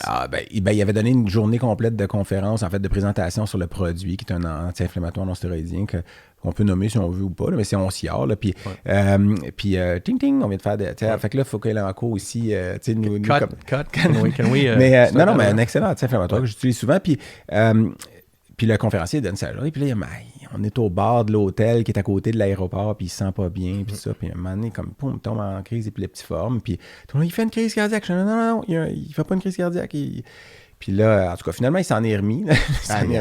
Mais tu sais, quand il se réveille, puis il sait pas, il est où, il est couché à terre, tout le monde est autour de lui. Puis là, je dis, moi qui pensais que c'était plate Toronto, il se passe des affaires finalement. Parce que ça, c'était mémorable. Puis France qui capotait. Parce que c'est vrai qu'on a France en commun, il va falloir en parler quand même. Parce que là, tu parles de ta. Parce qu'on s'est rencontrés pour la première fois. Ben oui, c'est ça. Parce que on en a parlé un peu dans le premier épisode, puis on a fait notre autobiographie, Eric et moi, mais Moi, raconte, en tout cas, ta version, en tout cas, je peux raconter la mienne, mais de la première fois qu'on s'est rencontrés, parce que moi... Toi, t'étais conférencier. J'étais conférencier à Halifax, au congrès de l'APVC, qui est Atlantic Provinces Veterinary Conference, que moi, c'était la première fois que j'allais là-bas. J'étais hyper excité d'aller là-bas parce que j'aime ça, les choses nouvelles, tu sais, puis pas que j'aime pas ça ici, mais tu sais, mettons, j'ai fait de l'AEMVQ souvent, l'OMVQ, puis à un moment donné, on connaît le monde ici. Là, tu vas à une place, t'es pas dans ton milieu de confort, tu es dans ta zone de confort. Le salon des exposants était super petit, mais super friendly, les gens étaient le fun. Tout le monde avait dit, tu vas aimer ça là-bas. Puis là, je suis au podium, je suis prêt à donner ma première conférence, puis ce dude-là arrive, je le connais pas, puis là, il dit, ça te dérange-tu si, avant de lire le texte que tu as écrit, donc le petit texte fameux de 5-6 phrases qu'on aime, tu sais, qui me gosse, là, puis que c'est moi qui ai écrit. Diplômé en 85. Il dit, ça te dérange-tu si avant de dire ça, je dis un petit peu d'autres affaires? Puis là, je dis, non, tu sais, là, je sais pas de quoi il parle. Puis là, il commence... Puis, tu t'en rappelles-tu ce que tu as dit? Oui, je m'en rappelle. Vas-y, dis-le. Non, c'est parce que moi, en tant que modérateur, j'haïs ce paragraphe-là. Fait que je vais l'apprendre par cœur, puis je vais toucher les points importants, mais c'est parce que Louis-Philippe, ce qui est intéressant, c'est que moi... Ça, c'est en anglais, évidemment, là, on était à Halifax, là, mais vas-y en français. C'est que la personne qui m'a engagé, c'est Novartis, c'était Dr. France Gagné. Mm-hmm. Bien, France Gagné, elle a engagé Louis-Philippe quand il a gradué. Quand je travaillais sur le Boulevard L'Acadie à Montréal. C'est ça. Fait qu'on là, j'ai dit, ben on a... Il dit, ma boss, c'est son ancienne boss. Ouais. Il dit, my boss is his ex-boss. Il commence en disant ça. Là, je le regarde, je dis, OK. Puis là, après ça, il dit... Après ça, là, je commence de parler de sa sœur. Fait que là, il me regarde. Là, il dit... His sister. Puis là, il fait une pause. Là, je le regarde. Je dis, qu'est-ce qu'il va parler de ma sœur? Je ne sais pas quelle sœur, j'en ai deux.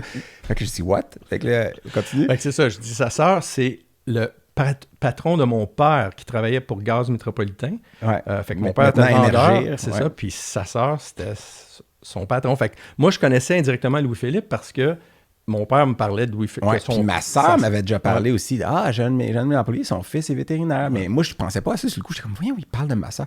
Fait que moi, je pensais que là, c'était cool. Puis là, moi, j'ai rajouté avec... en plus, puis là, je dis, what you forgot to say, c'est que sa boss actuelle puis ma sœur sont allés au secondaire ensemble. Ça, c'est la boucle, les boucles que j'aime fermer. Là, je n'ai fermé une cette fois-là. Je dis, en plus, ta boss puis ma sœur sont allés au secondaire ensemble. Ouais. Fait que ça prouve que c'est un petit monde. Je sais pas si c'est inquiétant ou si c'est intriguant, mais... Je sais pas. Fait qu'on a ri, puis ce soir-là, ben, on est sorti. Ce soir-là, on s'est couché tard. On a ri, puis ce soir-là, on a brossé. Mais c'est quoi le nom du... Non, mais on est sorti. Lower Deck. Le Lower Deck. C'est un bar à Halifax là, où est-ce que littéralement il y a des beams de bois à peu près à 6 pieds et 4 pouces. Là, fait que si tu danses en sautant sur du Nirvana, tu te pètes la tête. Ce qu'on fait toujours en congrès. Je veux dire, ça me paraît un truc classique. Non, mais on s'est couché tard. En tout cas. Puis le lendemain matin, je présentais aussi. Évidemment, tu t'es couché tard, une conférence pas terminée. Exactement. On est rentré à l'hôtel à 4 heures. Je vais aller faire mes diapos. J'ai fini mes diapos. Puis le lendemain, je parlais avec la voix railleuse un petit peu. Mais ça, c'est la vie. Moi, c'est des beaux souvenirs, ça. Puis je me disais, oui, parce qu'on a des questions que toi, tu connaissais pas, qu'on veut poser des fois à certains de nos invités. Puis il y en a une là-dedans, c'est quoi la fois dans ton travail où tu as eu le plus peur? Peur pour ta vie, peur pour perdre un bout de doigt, peur pour... tu sais, tu as parlé des phoques tantôt, tu as parlé de toutes sortes d'affaires. Moi, je peux te dire que la fois où j'ai le plus peur, puis je pense que je te l'ai déjà dit, Eric, mais je pense que c'est cette fois-là parce que c'était un Rottweiler qu'il fallait que j'euthanasie parce qu'il avait mordu plusieurs personnes déjà. Le chien était le plus gros Rottweiler que j'ai vu de ma vie. Sa tête était grosse comme une tête d'ours grizzly. Je te mens pas, il y avait les joues là, du muscle. C'était de la viande. Seront confondus. Non, il n'est plus là, je l'ai euthanasié, là, mais c'est juste qu'il était gigantesque, intact, pas castré, puis agressif. Puis là, il n'y avait pas de muselière parce qu'ils l'ont rentré, puis le propriétaire en avait peur, ne le contrôlait pas. Nous, on l'attache à un poteau. Puis moi, il fallait que je l'euthanasie parce qu'il avait mordu plusieurs personnes. Ça, c'était quand j'étais généraliste. Puis toutes mes meilleures anecdotes viennent de là. Puis j'ai fini par l'euthanasier, je vous raconte pas. Tu sais, ça n'a pas été facile, il a fallu le tranquilliser, tout ça, mais il tombait pas. C'était comme essayer d'euthanasier un rhinocéros avec un tire-poids. Là, je me sentais, je me sentais petit dans mes culottes. Puis il essayait de nous tuer. Il nous regardait dans les yeux, puis il disait, toi, mon tabarnouche, tu veux m'enlever la vie, mais c'est moi qui vais te l'enlever. Puis j'avais peur. C'est la fois où j'ai le plus peur. Puis c'est pas le fun, parce que c'est pas des moments le fun de notre profession. Il faut faire ça des fois. Puis cette fois-là, c'était un chien qui avait... Puis tu sais, je veux dire... J'étais un jeune vétérinaire, là, j'avais pas, puis les techniciens en avaient autant peur que moi, sinon plus. Puis, tu sais, à un moment donné, je suis pas plus brave qu'un autre, là, mais j'ai fait ma job. Mais toi, est-ce qu'il y a un moment où tu as eu, tu sais, tu as traité des exotiques, non, ben, t'as traité des caïmans, des crocodiles? Non, j'ai jamais été... Ben, oui, mais le modèle réduit, si on veut dire, là, c'était pas si dangereux que ça. Il y a quand même... Ben, c'est plus peur que d'autres choses, c'est que c'est dans le temps, juste comme les lois changeaient ou avoir des animaux exotiques bizarres était de plus en plus difficile à avoir au Canada. Okay. Fait que j'avais un client qui est arrivé avec un marmoset. C'est quoi, je sais pas ce quoi. Marmoset, c'est un petit singe, là. Ah oui, oui. Puis, il venait juste d'aller le chercher à l'aéroport. Puis moi, je me souviens toujours, justement, quand on travaillait avec Jean, il y avait quand même des certains virus, là, j'essaie de me souvenir des noms, je m'en souviens plus, là, mais qui étaient quand même assez dangereux. Puis on était habillés quasiment comme de COVID, là, avec le masque puis tout. Puis lui, il arrive en T-shirt avec son singe sur l'épaule. Puis nous autres, tout habillés pour pas qu'on soit en contact avec cet animal-là, pour prendre des prises de sang, pour envoyer ça au laboratoire, pour savoir justement s'il était porteur ou pas. Fait qu'il l'était pas, mais je veux dire, c'était un Ouistiti pygmée. C'est un Ouistiti pygmée. Voilà. Ouais, c'est tout petit, ouais. Mais non, le chien qui te regarde puis que tu le sais que c'est lui qui va gagner, là, ça, c'est jamais le fun. Là. Non, puis je l'ai vécu encore. Même, j'ai eu un chien il n'y a pas si longtemps que ça, là, que je traitais pour un cancer. Puis, tu sais, les propriétaires l'adoraient, puis avec eux, ils étaient très gentils, mais c'était un chien qui avait été entraîné. Puis, tu sais, moi, il me voyait arriver, puis ils savaient qu'on était pour le piquer, prendre du sang, puis le traiter. Puis, ce chien-là voulait nous détruire. Je pense que dans sa tête, il y avait une idée, il nous voyait décéder. Là. Puis, mais au service technique, je l'ai quand même traité du mieux que je peux, puis il a dépassé les pronostics de survie. Puis tu sais, je peux pas, je sais pas, des fois il y a des chiens, tu sais pas qu'est-ce qu'il y a dans leur tête, tu sais pas qu'est-ce qu'ils ont vécu avant, ils ont été entraînés, ils deviennent des machines, mais moi j'ai quand même offert le meilleur service que je pouvais pour ce chien-là. Les gens le tenaient quand on les voyait, on lui mettait une muselière, on lui donnait des tranquillisants avant qu'ils viennent nous voir, tout ça. Mais vas-y Eric. Non mais tu sais, au service technique aussi, tu reçois beaucoup de demandes. C'est quoi les genres de demandes un peu hors de l'ordinaire des fois que tu reçois? Il doit y avoir des gens des vétérinaires qui appellent des fois parce qu'on peut paniquer une réaction puis ils se demandent si c'est relié à l'administration d'une drogue ou y a-tu... Oui, mais je pourrais dire, c'est un des... à travailler avec la compagnie, avec Elanco, c'est qu'on a un département de pharmacovigilance. Fait que c'est un autre point positif de mon travail, c'est que tous ces appels-là, qui seraient une réaction adverse, s'en vont à un autre de mes collègues vétérinaires. Fait que donc, j'ai vraiment, comme je disais, quand je me couche le soir, j'ai pas. Toi, t'es plus dans les conseillers, les accompagner quand ils veulent utiliser quelque chose de... Ouais. Exactement. Moi, je veux juste, en passant, là, j'adore les Rottweilers. Parce que là, j'ai mentionné mon histoire. Oui. Puis, non, pour vrai. J'ai l'association des amis des Rottweilers qui nous écrit ici, ils sont pas contents. Non, pour vrai, c'est une race que j'adore. Puis j'en ai vu beaucoup plus qui étaient des adorables chiens. Puis qui étaient. Tu sais, puis oui, ils ont tous leur personnalité. Mais celui-là, malheureusement, avait un antécédent d'avoir des gens. Puis parce que là, je me dis, je réfléchis après, je me dis, ouais. Mais moi, j'en traite encore. Puis j'ai pas une aversion particulière ou des préjugés défavorables envers. Mais c'est drôle parce que. Est-ce que tu as l'impression qu'on en voit moins? On en voit moins. C'est une question je pense, de vagues, puis c'est ça, de mode un peu, là. Parce qu'il y a eu ils ont sorti l'American Kennel Club, les races les plus populaires en 2020. Évidemment, c'est aux États-Unis. Là. Puis évidemment, le Labrador trône encore en haut, là. Le Bulldog français a beaucoup monté, mais les Rottweilers sont 8e rang. Puis moi, j'ai l'impression qu'on en voit beaucoup moins au Québec. C'est où? Ça, c'est aux États-Unis. C'est le AK ici. Parce que quand j'étais aux États-Unis, c'était une des races qu'on voyait souvent, mais malheureusement, c'est parce qu'il y avait beaucoup des ostéosarcomes, justement, dont on a parlé tantôt. C'est ça, notre question est biaisé par les maladies, évidemment. Ouais, oui, moi, c'est biaisé par ça beaucoup. Tu sais, toi, tu fais de l'imagerie, fait que tu vois de tout, mais moi, je vois que des patients qui ont le cancer. Tu sais. Mais moi, évidemment, Don, on t'invitait aussi parce que tu as été un des premiers vétérinaires au Québec à avoir vacciné des humains contre la COVID. Puis là, ça fait que je suis un petit peu nerveux de te parler. Là. Je me dis que tu es en contact avec plein d'humains, puis je sais pas qu'est-ce qu'on fait ici dans la même pièce. Tu es en contact avec plein d'humains? Non, lui, il est en contact avec plein d'humains. Mais c'est ça qui te rend nerveux? Oui. OK, plein d'humains potentiellement. Moi, c'est pas normal d'être en contact avec plein d'humains. Là, je les touche seulement avec mon index et mon pouce gauche. À l'endroit dans le deltoïde. Le deltoïde, oui. Puis, c'est comment vacciner un premier humain? Ton premier humain, tu te rappelles? C'est un fantasme? Oui. C'est un monsieur, une madame. C'est une madame, mais... Qui était âgée, j'imagine. C'est parce qu'il y a deux premiers, si on veut dire. Tu as le premier que tu vas vacciner pour être comme certifié. Dans tout, hein, ça, ouais. Parce que le deuxième, t'es meilleur. Un examen technique. Le premier, ça compte pas, mais quand le deuxième, t'es meilleur. Fait que là, lui, il va compter comme mon premier. Mais anyway, tout ça pour dire... Fait que mais non, j'ai 3 premiers parce que là, justement, il faut que tu sois certifié. Ça, c'est toutes des choses que tu as le droit de dire. Hein, je veux dire. Oui. Et donc, c'est un examen pratique à la fin de ta formation. Je veux dire, au début, tu piques un orange. OK? Fait que ça, c'est le training de base. C'est pas Donald Trump, là. Tu parles de. Non. Non, tu sais, fait que je pense qu'on a tout fait le training dans une orange. Je pense qu'elle avait été achetée au Maxi parce que. Non, c'est pas bon. Non, mais c'est parce que. Là, on vient de perdre un commanditaire. Où les prix sont les plus bas. Non, mais c'est parce que, tu sais, je vais appeler Martin. Quand tu achètes. sais, tu vas au Provigo, les oranges sont plus belles. En tout cas, ça faisait longtemps. Je pense qu'elle avait été piquée souvent. Ouais, elle avait été piquée par d'autres. Là. Fait que, anyway, tout ça pour dire, c'est qu'il te donne une 3cc, puis de la saline, puis là, tu sais, comment tirer. Puis moi, ben, tu sais, j'ai encore les réflexes qui m'intéressent. Parce que ça faisait quand même. Parce qu'ils vous disent de mettre une pression négative avant d'injecter. Non. Non, c'est ça. Ils vous disent pas de mettre... Ils font pas ça, Non, mais c'est ça, là. Attends, mais pourquoi? Parce que, apparemment, tu n'as pas de vaisseau sanguin principal dans le deltoïde. Oui, exactement. T'as pas vu... OK, t'as piqué combien de patients à peu près à date? Oh, 200, mais bon. moi, est-ce qu'il y en a que tu as vu une petite goutte de sang arriver dans ton aiguille? Pas encore. Ah. Mais... On est déçus. Non, mais c'est parce que moi... Puis je check, là, mais c'est parce que l'affaire, c'est que tu vois à TV, tout le monde injecte soit avec leur pouce ou avec leur index. Avec l'index? Jamais... Oui, mais tu sais, ils vont le tenir. Ben là, on peut pas voir. On est à la... Mais ils poussent avec l'index. Oui, elle pousse avec l'index. Ben, c'est bizarre. On indexe jamais avec le pouce. Ouais. Je l'attendais. Non, mais... Je suis là dans ma tête, j'étais 5, je suis mêlé. Ouais, vas-y. Fait que, anyway, fait que là, mais moi, puis là, je peux pas le montrer, mais moi, je tiens ma seringue comme ça, comme quand je donne un vaccin, puis avec mon petit doigt en arrière, tu sais, je fais mon petite aspiration. Puis c'est un réflexe. Ben, c'est un réflexe. Fait que elle me voyait injecter l'orange. C'est pas un vrai réflexe au t'as-tu un problème physique? Là, ouais, c'est ça. J'avais le poignet tout t'as une condition. En tenant mon orange. Anyway. Fait que là, j'ai dit non, c'est parce que je suis vétérinaire, puis il faut aspirer. Elle a dit non, t'es pas obligé de faire ça. Mais, fait que là, j'essaie l'autre façon, mais je suis pas capable. Fait que là, je continue de le faire comme ça, puis c'est la façon que je le fais. Est-ce que...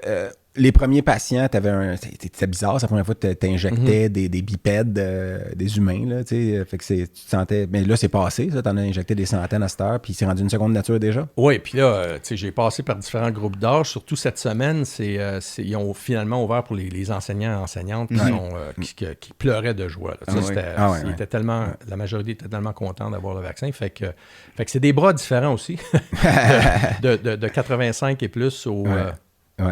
la peau est plus épaisse aussi. Ben, c'est parce que c'est pas juste ça, c'est que moi, il y a plus de muscles. Souvent, non, mais c'est pas juste le muscle, c'est que plus t'es vieux, plus t'as des replis, de la peau, des replis, puis des points, puis whatever. Fait que là, tu sais, je me prends un repère, fait que là, je dis, je pique sur le petit grain de beauté, puis là, j'aspire, puis là, je le regarde de mon coin d'œil, OK, c'est encore ce petit point-là, puis là, je mets mon petit pansement, mais ceux qui arrivent... Mais c'est vrai, mettre le pansement, la dernière fois, je me suis fait vacciner contre la grippe, j'ai pas vacciné COVID encore, elle m'a mis le pansement n'importe où. Moi, parce que c'est rien contre l'infirmière ou les infirmières. C'est juste qu'elle se rappelait pas, puis j'avais pas fait de petits points rouges. Fait que là, elle a dit, je pense que, moi, c'est à peu près là que ça fait mal, tu sais, fait qu'elle l'a mis où est-ce que... Mais ça saignait pas anyway. Ça sert à quoi de mettre un pansement? C'est au cas où. Je dirais peut-être 8 sur 10, je suis au bon spot. Mais c'est parce que là, plus ils sont jeunes, plus c'est de la peau complètement lisse. Fait que là, la peau lisse. Puis c'est quoi comme aiguille? C'est 25. Ben, le Pfizer, c'est une 1cc, fait que c'est 0.3. Tu viens de nommer une compagnie compétitrice à la tienne en passant. Ben non, plus maintenant. Non, c'est vrai. Mais est-ce que Elanco, côté humain, n'a pas de vaccin? Est-ce que... Ben, Elanco, côté humain, c'était Eli Lilly, mais on ne fait plus partie d'Eli Lilly. On est une compagnie indépendante. T'es payé pour vacciner? Oui. Puis, est-ce que tu sais si t'es payé la même chose que les autres professionnels de la santé de d'autres professions sont payés ou c'est différent? T'es pas obligé de dire les chiffres, là, parce que moi, je vais te dire quelque chose. Là. En France, puis ça, c'est sur Internet, là, en France, actuellement, pour une demi-journée de travail de 4 heures, un médecin vaccinateur, donc qui vaccine, qui fait la même chose que toi, est payé 420 € pour une demi-journée de 4 heures. Ça, c'est quand même pas mal d'argent. Je veux dire que je suis pas non, tu n'es pas payé ça. Le chirurgien dentiste, pour la même chose, le même travail, les mêmes 4 heures, est payé 280 €. L'infirmier est payé 220 € et le médecin vétérinaire est payé 160 €. Donc, le médecin humain qui fait de la vaccination pendant 4 heures est payé 420 € puis le vétérinaire 160 € pour la même chose, avec le même geste que probablement on ne maîtrise pas moins bien.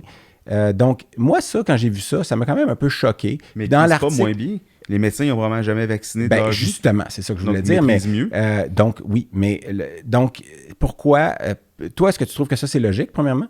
Qu'est-ce que tu penses de ça? Puis Eric aussi, parce que moi, j'arrive avec ça du champ gauche, là, mais c'est ma conjointe qui est française là, qui m'a montré ça. Puis j'étais un peu... choqué. Là, puis l'article explique que oui, mais c'est parce qu'il y a plus d'années d'études.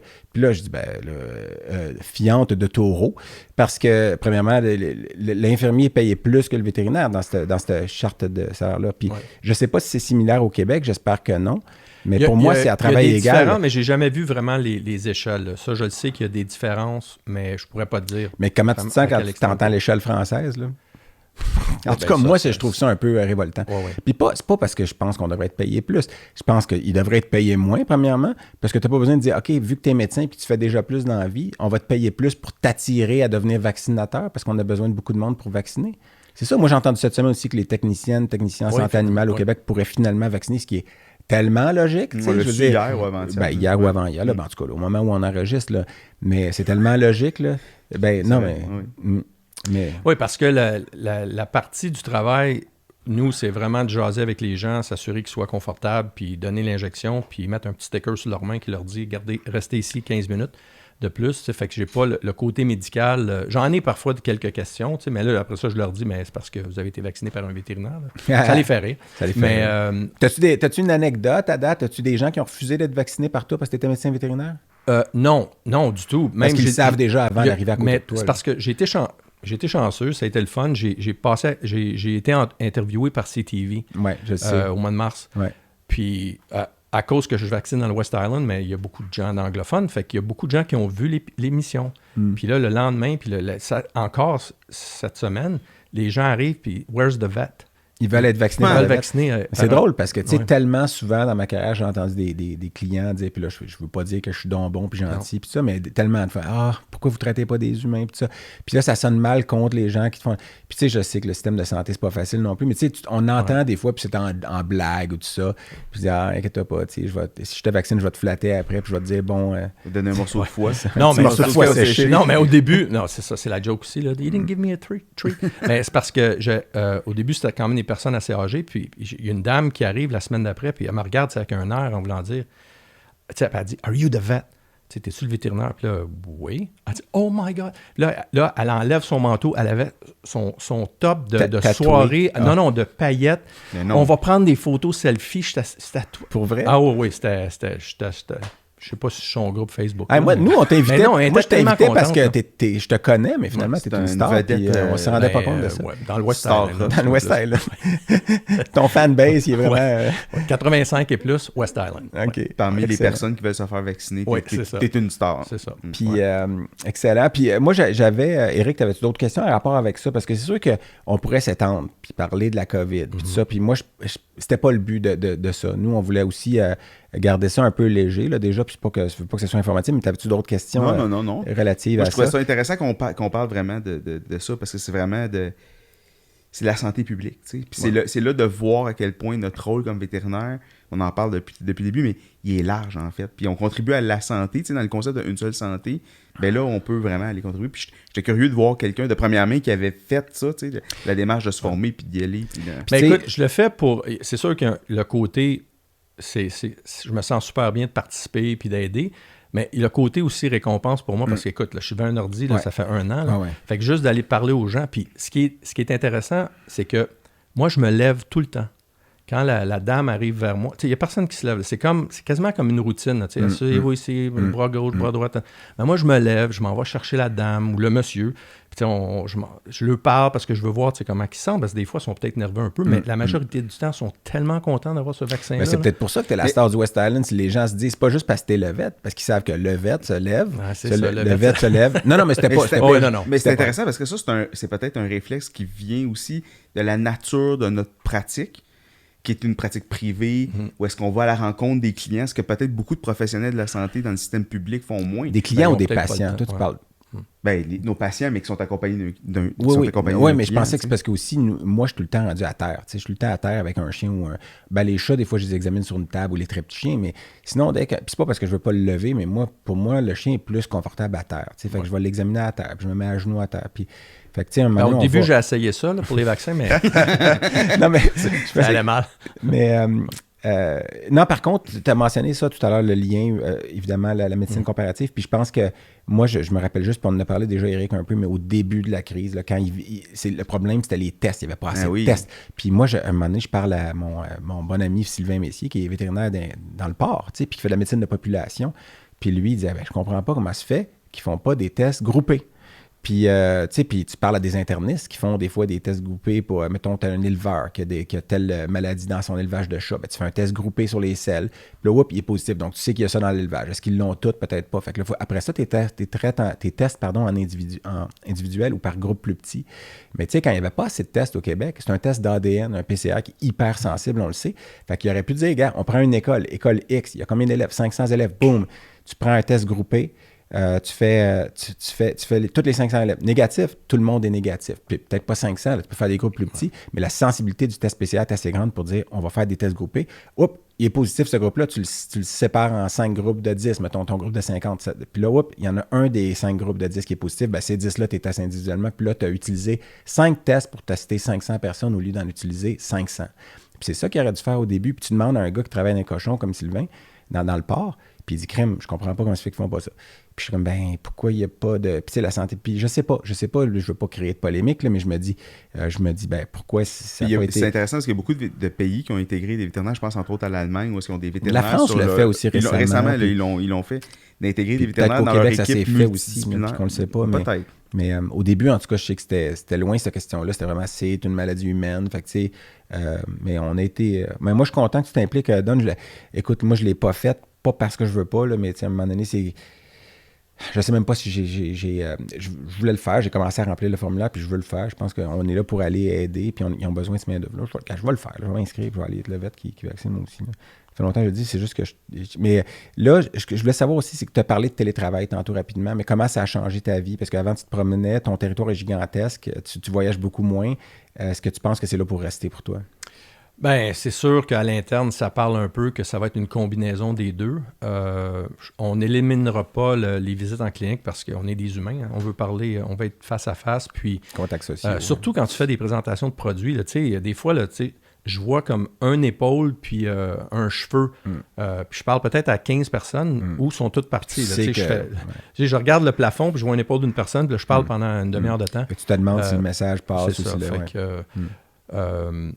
mais ce qui a changé, c'est qu'avant, entre nous, tu t'appelles, comme la représentante m'appelle, Christiane, salut, comment ça va? On se parle au téléphone. Là, à cette heure, c'est comme automatique, clic, on se parle par vidéo. Puis avant, là, tu disais, je vais t'appeler par vidéo. Ah non, appelle-moi pas. À cette heure, c'est rendu. Là, c'est un automatique. Là. Parce que moi, je veux dire, nous, c'est qu'on ne voit plus les clients, fait dans la salle, mais j'ai pas le choix d'aller au travail sur place parce qu'il faut que je voie mes patients. Je pourrais pas me promener dans. Je veux dire, je peux pas faire.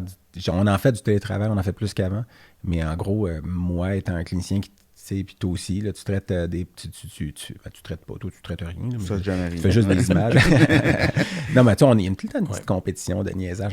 Écoute, moi, je suis content de. Est-ce que tu veux rajouter des choses? Parce qu'on approche à la fin, on a déjà dépassé un peu le temps qu'on s'alloue habituellement. Fait qu'on arrive à la portion où est-ce qu'on finalement on va clore cet épisode-là. Puis quels sont les points? Moi, je veux tout le temps amener des petits points à retenir. C'est quoi nos messages à ramener à la maison? Message. Fait que vas-y, Eric, je sais que tu en avais préparé 2-3. Le premier take-home message, ça serait peut-être qu'on devrait arrêter de faire ça. Non? Je pense que c'est ça. Il faudrait peut-être pas parler des phoques en français quand il y a plein d'anglophones autour. Déjà, ça, c'est un petit message. Mon ex, la mère de mon garçon, étant une Américaine, c'est un problème parce que mon gars, des fois, il est plus sûr s'il a le droit de dire renard. Après, je comprends pas pourquoi. Puis il dit, c'est parce que c'est fox en anglais. Je dis, non, regarde, mêle pas les choses. Tu as le droit de dire seal en anglais, tu as le droit de dire phoque en français, tu as le droit de dire renard puis fox. Mais quand tu dis fuck puis tu parles d'un seal à un anglophone, fais attention comment tu le dis puis dans quel contexte. Puis là, il est comme je comprends.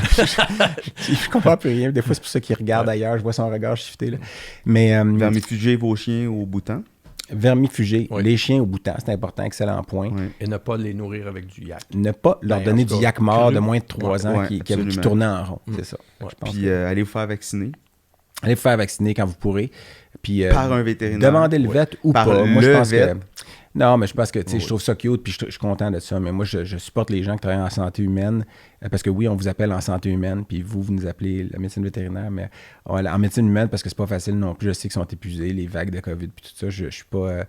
en tout cas, c'est pas facile pour personne. Puis moi, je veux remercier tout ce monde-là, le personnel de la santé, de toute façon. Moi, j'ai eu avoir affaire récemment aussi avec le monde de la santé humaine, puis ils sont là pour nous quand même. Puis on te remercie, Don, d'avoir si gentiment accepté d'être notre premier briser la glace, premier... Briser c'est ça. Et puis, puis on te remercie puis on remercie ta conjointe aussi de t'avoir libéré un samedi. Puis on remercie aussi Dan et Seb pour leur magnifique studio Machine 4771, qui est l'endroit où aller si vous pouvez vous le permettre. Moi, j'aimerais ça qu'on ait un atelier de comment on attrape un phoque un moment donné dans un congrès. On partira on fera ça avec des filets puis tout.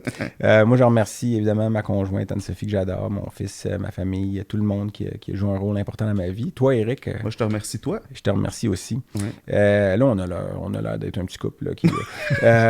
puis on tout le monde à la prochaine parce qu'on va. Je me sens trop là. Je vais quitter tranquillement. Il y a toujours de la place pour plus. Notre cercle peut s'élargir. Puis non, mais ce que je veux dire, je remercie tout le monde avec qui je travaille parce que je sais que je suis un fatigant, un petit peu coprophage, c'est barre souvent. Donc. T'es un orchidoclaste. Orchidoclaste. Merci à tous. Merci. Puis à bientôt. Revenez. Ciao. On n'est pas surtout. Et bien voilà qui conclut cet épisode. On espère que vous avez apprécié ça autant que nous, on a eu de plaisir à le faire. Eric? Et si vous avez aimé ce que vous avez entendu, abonnez-vous sur toutes les bonnes plateformes de podcasting et sur nos médias sociaux. Et on se revoit au prochain épisode. Ah oui?